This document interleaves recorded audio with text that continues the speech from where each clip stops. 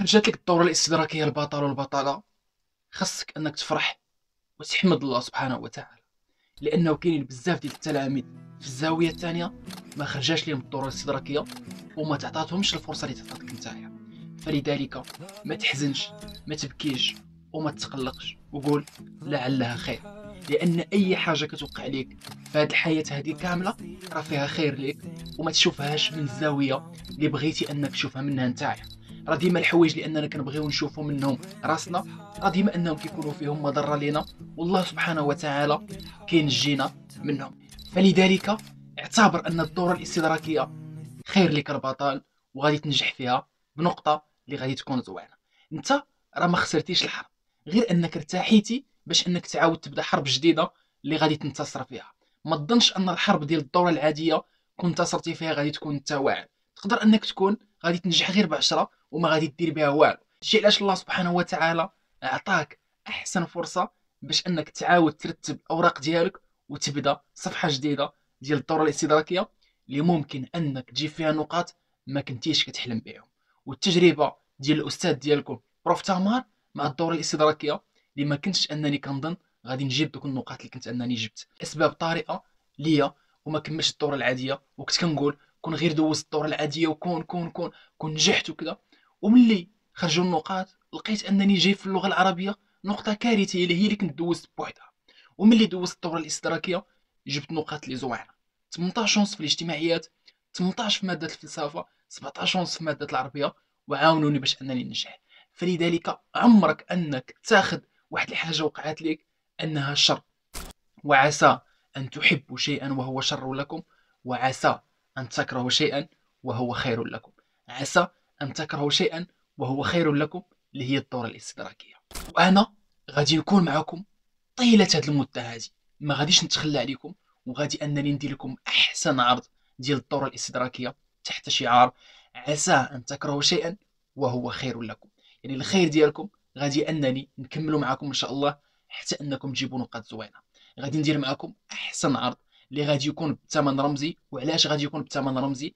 لانني الا طلقت العرض فابور غادي يجيو بزاف ديال التلاميذ وغادي يوليو الفرزيات شكون اللي غادي يدخل شكون اللي ما غاديش يدخل.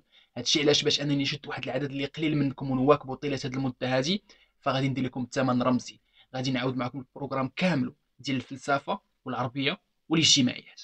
غادي ندربكم على مختلف المنهجيات ديال العربيه والفلسفه والاجتماعيات.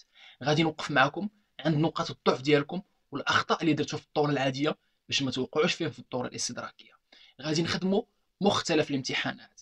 غادي نخدم معكم على التوقعات اللي ممكن يتحطوا في الدوره الاستدراكيه ونوجدوا لهم مزيان باش لا تحطوا تخدمهم وتجيب فيهم النقطه ديالك. غادي تكون مواكبه فرديه طيله هذه المده هذه.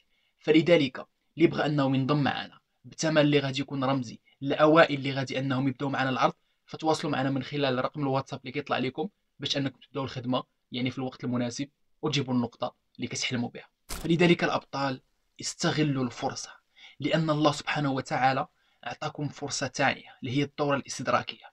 وكما كنقول راه كاينين بزاف ديال التلاميذ غادي تلقاهم انهم ما خرجاش لهم الدوره الاستدراكيه، لان في المسار الدراسي هكا كتكون يعني الحياه.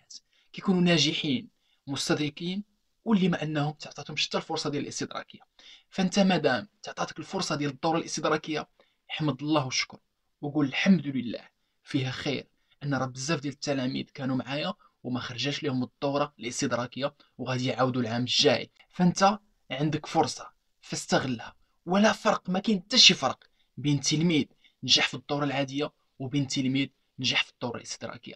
بجوج بحال بحال، بجوج غادي يكون عندكم نفس الامتياز، بجوج غادي تكون عندكم نفس الامكانيه تولجوا جميع المدارس. لا فرق. بزاف ديال التلاميذ كتسمعهم كيقول لك استاذ انا راه نجحت في الدوره الاستدراكيه، اذا التلميذ نجح في الدوره العاديه راه غادي يكون احسن مني.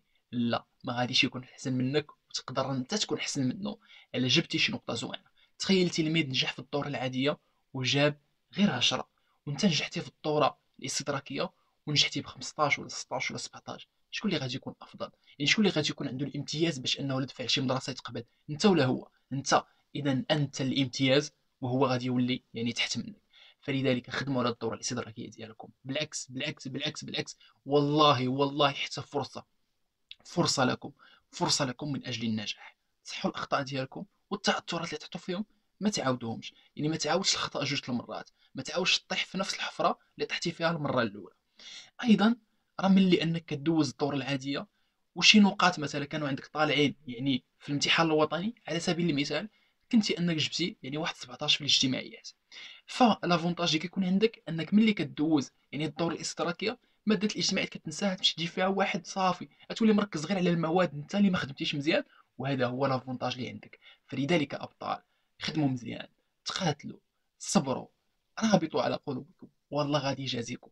فربي ما حرمكش من النجاح، بالعكس عطاك فرصه ثانيه باش انك تصح الاخطاء ديالك وتعاود تبدا باش انك تنجح. وان شاء الله يا ربي تكونوا كاملين من الناجحين.